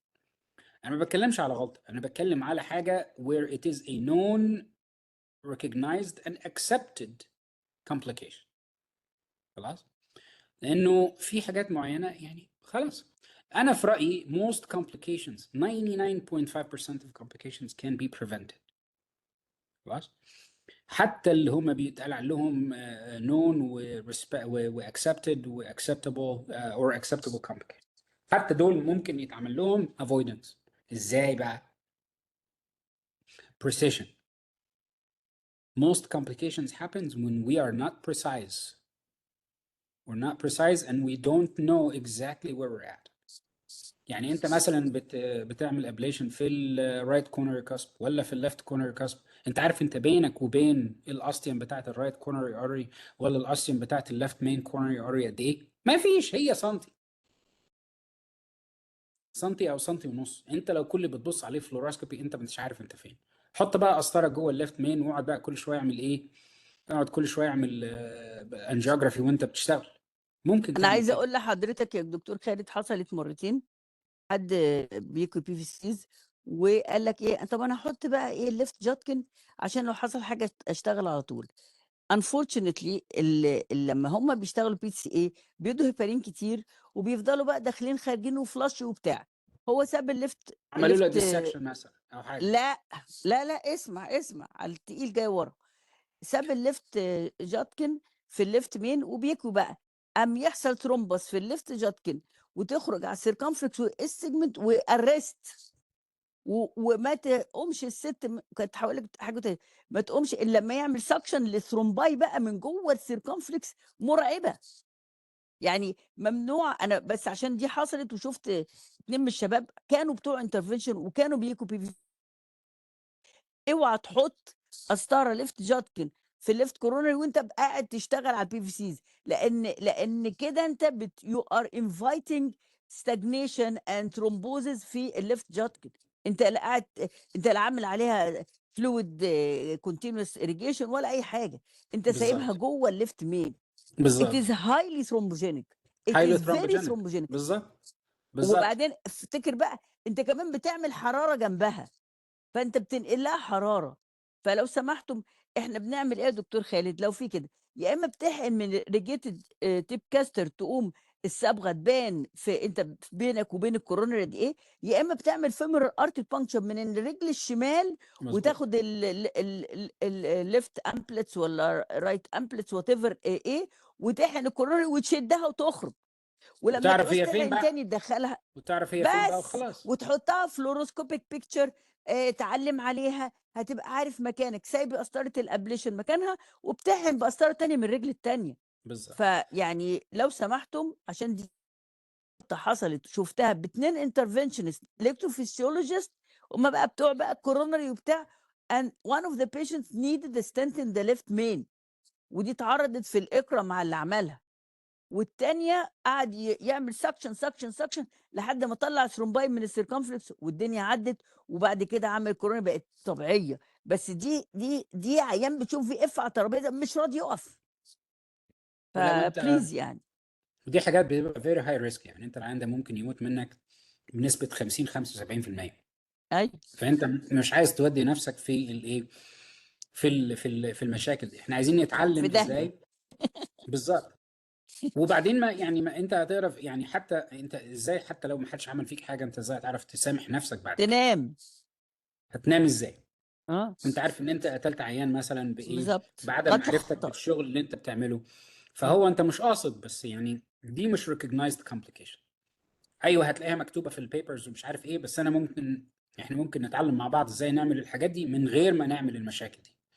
خلاص احنا ممكن كل الحاجات بتاعت ال LV Summit، بتاعت ال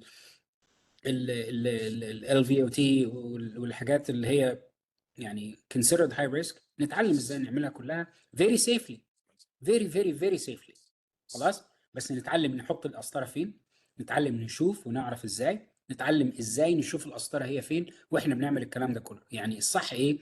انت لما تكون بتعمل اي حاجه في الليفت كورنري كاسب، في الرايت كورنري كاسب، في الجنكشن بين ذا تو كاسبس، في الايورتوماترال كونتينيوتي على الميترال فالف، في الجريت كاردياك فين، في كل الحاجات دي وانت شغال دايما معاك انترا كاردياك ايكو وانت شايف القسطره التب بتاعتها فين، ريل تايم اول ذا تايم.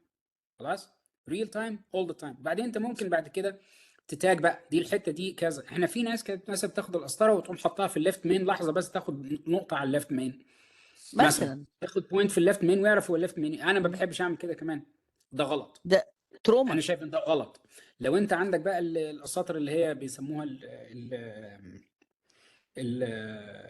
الكارتو ساوند كاثرز، اللي هي ساوند ستار كاثرز، ممكن برضو نجيب 2 أو 3 ما من دول عندناش هم بتوع ما الكارتو عندناش. طبعا هيعملوا لك مشكله كبيره، بس مش لازم، مش مشكله.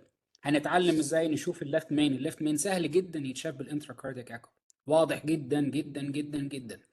وهتتعلم هو فين بالظبط، وعمرك ما هتعرف توصل. وتتعلم بقى تعرف ازاي تاخد بالك ان القسطره is in the bottom of the cusp. انت لو انت في الحته دي، انت لو انت في الحته دي من الكسب هنا تحت هنا اهو، خلاص ولا حاجه. شايفين الكورنري ارتري فين؟ شايفين الحته دي، الفتحه دي والفتحه دي، شايفين الفتحتين دول؟ لا احنا مش شايفين، دلوقتي شايفين. شايفينها؟ انا هكبرها لك شويه. مم. خلاص الفتحه دي والفتحه دي واضحه، دي ودي شايفينهم على السبيسيمين دي ولا مش واضحه؟ مش عارفه. شايفين انتوا يا ولاد السبيسيمين دي؟ شايفينهم؟ شايفين السبيسمن؟ شايفين السبيسيمين؟ اه شايفين خلاص. طيب الارو لو باينه بصيت اهو. في السبيسيمن من بعيد يمكن انا لو صغرتها يمكن تبقى هي دوت اكشولي بسيطة اوضح. كده. ايوه شايفينها في فتحتين هنا، واحده هنا وواحده هنا، ما شكلهم بس شادو شويه، بس هي دي فتحه الليفت مين كورنر ارتري هنا، ودي فتحه، هو المفروض النون كورنري كاسب، يمكن دي مش فاتحه في النون كورنري كاسب، بس فتحه الليفت مين اهي قدام. خلاص، اللي عايز اقوله ان احنا لو تحت خالص في اوطى حاجه في الكاسب، عمرنا ما هيبقى في مشكله خالص مع الكورنري ارتريز. خلاص مفيش مشكله خالص، افضل تحت. لو عايز تطلع فوق عشان الرايت ليفت جانكشن، لازم تعرف ان انت عند الرايت ليفت جانكشن، مفيش كورنري ارتري في الرايت ليفت جانكشن، وتبقى برضه في اوطى حته في الرايت ليفت جانكشن، ويستحسن لو تعمل لها ابليشن تحت الكاسب مش فوقه. ونتعلم ازاي نحط القسطره ونخليها بهدوء وبالراحه وفيري جنتل كونتاكت، تبقى نايمه بالظبط على الانيلوس مش الكسب.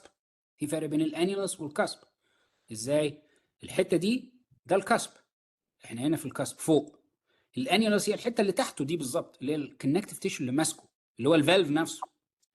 خلاص، اللي ماسك الفالف نفسه، مش الفالف نفسه، الانيلوس اللي ماسك الفالف. خلاص، احنا تحت الفالف، بس تحته مش هنا، تحته هنا بالظبط. قبل ما تقول خالد، أنا ليا سؤال معلش على اتفضل يا مقاطعتك. فندم.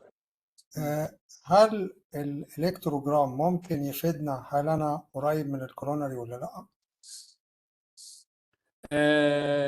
الحقيقه وانت بتعمل ابليشن صعب، يعني وانت بتعمل مابنج ممكن، بس وانت بتعمل ابليشن صعب شويه الواحد يعمل انتربريتيشن للسيجنال. ليه؟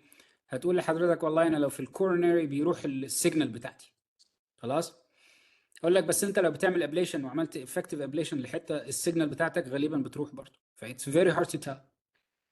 الاكسبتد يعني ان هو لازم الحاجات دي تتشاف بانتراكاردياك اكو. والحقيقه يا جماعه انا في رايي يعني ده فيري هامبل اوبينيون، يا اما تعمل انجيوجرافي وتعرف فين الليفت مين وكذا وكذا، وتحطه على الريفرنس سكرين. خلاص، وتخليه قدامك ريفرنس سكرين وتبص دايما وانت بتشتغل. خلاص، اذا عايز تعملها، او تستخدم انتراكاردياك اكو which is the better way to do it. خلاص، انما you cannot assume الحقيقه الحاجات دي. بتوع الكارتو they should be able to tell you، بس لو هم فاهمين، بس هم مش فاهمين. الليفت كورنر كاسب، الليفت مين اوستيوم بتبقى فوق خالص. يعني حضرتك بتنزل بالكونتاكت فورس كاثر اللي تحت، بيبين لك الفيكتور ان انت في الباتم اوف ذا كاسب. خلاص، عرفت الباتم اوف ذا كاسب فين. من الحته دي عشان تطلع للليفت مين، الليفت مين فوق بتاع الكارتو المفروض. بس انا حتى بقول لك حتى في امريكا يعني منهم القليلين قوي اللي يعرفوا يقول لك ايه انت طلعت فوق، انت قرب الليفت مين. نادر جدا لما حد اصلا اكشولي يعرف يقول لك الحته، هم مش عارفين الليفت مين ده فين، هم ما بيشتغلوش في الحاجات دي، ما يعرفوهاش. فانت ممكن تعلمه، بس انا I don't rely on the EKG to tell me where I'm at. انا يعني you have to look at intracardiac echo. I don't have another solution for this. او ان تعمل انجيوجرافي وتسيف اللوكيشن بتاع الليفت مين، تشيل القسطره اللي انا كنت بتكلم عنه لما بيعملوا continuous puffing، لما يكون انت بتعمل epicardial ablation قرب الليفت مين او قرب الليفت anterior descending او السيركمفلكس، بتعمل serial injections يعني. بس طبعا الحاجات دي لازم بيكون في فلاشنج، انت على طول عندك manifold شغال وعليه positive pressure and you're flushing all the time. والهيبرنايزيشن لازم يكون adequate. وبعدين ما يكونش بقى انت بتعمل بتكوي تحتها في الكاسب نفسه. خلاص، وبتعمل ابليشن فوقه سنتي زي ما الدكتوره ميرفت قالت، انت بتسخن البلاد وحاطط حته بلاستيك فاللي بيحصل عليها كواجيليشن. انما لو انت مثلا بتعمل ابليشن في الجريت كاردياك فين، خلاص، وبتعمل يعني انجيوجرافي كل دقيقه مثلا بتعمل لك شاط او حاجه زي كده، لان انت كل شويه بتحرك القسطره، يعني ساعتها ده ممكن مقبول يعني. الحاجات اللي احنا بنتكلم فيها دي يا جماعه دي هاي ريسك ابليشنز، يعني دي حاجات المفروض ان هي يعني مش المفروض تتعامل في اي مكان. دي نمره واحد. نمره اتنين، انا الحقيقه يعني شايف يعني الحاجات دي المفروض في العصر الحديث يعني كان من 10 15 سنه كل اللي كان بيكتبوه تاكومي يامادا ونيل كي والناس دي، كل الشغل ده كان كله بالفلوروسكوبي والانجيوجرافي. بس الحقيقه العالم كله يعني completely moved away from this، لانه صعب والكومبليكيشنز بتاعته عاليه والغلطات فيه مكلفه جدا زي الدكتوره ميرفت ما بتقول. فالحاجات دي لازم ناخد بالنا منها. يعني عشان نرجع تاني، الباراهيسيان اوريجين اتكلمنا على ليد 2 وليد 3، واتكلمنا على ان بيكون فيه مونوفيزيك ار ويفز او ار اس مورفولوجي ان ليد 1. واتكلمنا على ممكن احيانا ان هي بتكون لافت باندل وبيكون الترانزيشن بتاعها فيري ايرلي، يعني مثلا يكون V2 ترانزيشن او حاجه زي كده، او V3 ممكن. But the lead 2 to lead 3 ratio is very important. Lead 1 is very important. وده كله معناه ان هي lower structure closer to the right side. And that's why you have leads 1, 2 and 3 in this configuration we're talking about. وبعدين ممكن يكون برضو احيانا right bundle وتكون برضو parahesion كمان. خد بالك ان في left parahesion اللي هو تحت تحت الهيس from the left side، اللي هو بيبقى orbal mitral valve، اللي هو بيبقى قاعد على الحته دي، اللي هي الحته دي من اللفت فنتركل. خلاص، الحته دي من اللفت فنتركل بس ناحيه الميترال فالف، يعني ايه، جوه شويه من السكشن ده. خلاص، الحاجات دي مهمه جدا، ودي هاي ريسك ابليشنز، ومفيش داعي ان احنا نحاول هاي ريسك ابليشنز في كونديشنز ماهيش يعني ماهيش اوبتيمال. يعني هل احنا هنساعد العيان ولا ممكن نأذيه؟ طب لو ممكن نأذيه، يعني الظروف عندنا مش مساعده. احنا مثلا عندنا حاجه وعارفين ان هي مثلا LV Summit PVC، عشان كده حبينا نتعلم ال LV Summit PVC and what it looks like. It's very important to recognize these things before you get into the lab. انت لما بتقعد مع العيان وتتكلم معاه، انت مش بس انت بتعمل برضو حاجه اسمها ريسك اسسمنت. انت بتعمل ريسك اسسمنت ايه للحاله دي. خلاص، انت مش عايز تخش جوه بقى وبعدين ترجع تقول يخرب بيته ده طلعت في مش عارف ايه. والله طب ما انت كان تتوقع الكلام ده كله بانك بنظر عليها. خلاص، بنظر على الاي كي جي تعرف انت هتشتغل فين. انت بتشتغل تحت الاي في نود، طب انت ما عندكش السبورت، ما عندكش امكانيات، وما عملتش الكونفرسيشن مع البيشنت the way it should be. خلاص، ليه؟ لان انت you didn't recognize based on the EKG قبل ما تخش اللاب. الحاجه الوحيده اللي قدامك هي الاي كي جي، انك تعرف انت رايح فين. خلاص، you have to identify these high risk procedures. هنا دي left posterior fascicular VT. Let's apply the rules on it. It's right bundle, mid precordial transition. You can see that. And you can see the R waves in the inferior leads. Remember the initial R waves in the inferior leads. خلاص، الحاجات اللي بتقول لك ان هي ايه، fascicular مش papillary muscle. خلاص، فدي الحاجات دي مهمة جدا. من الحاجات المهمة جدا المودريتور باند VT PVCs. دي حالة أنا عملتها وأنا كنت فيلو،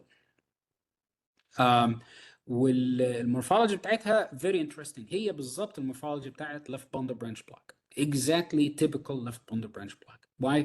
إنه في left bundle branch block المورفولوجي بتاعتك بتيجي من إيه؟ من إن الفنتركل كله بيتعمل له activation من الرايت bundle، وهي الرايت bundle في نفس الحتة اللي بيجي منها الاكتيفيشن في المودريتور باند بي في سيز. انا بحس ان الناس بتكلم بتسمي حاجات كتير قوي مودريتور باند بي في سيز. ليه؟ لان احنا مش فاهمين الاناتومي بتاعت الحته دي. الاناتومي بتاعت المنطقه دي ان عندك المودريتور باند جايه تحت، ده التراكاسبيد فالف، وده البلمونيك فالف. خلاص، واحنا بنبص من تحت، ودي المودريتور باند جايه من فوق من عند السبتم، ما بتوصلش للرايت فنتريكولار ايبكس، بتقف قبل الرايت فنتريكولار ايبكس اكشن، وبتشيل الرايت باندل فيها. الرايت باندل فيري سوبرفيشال فيري سمول ستراكشر. فدي المودريتور باند.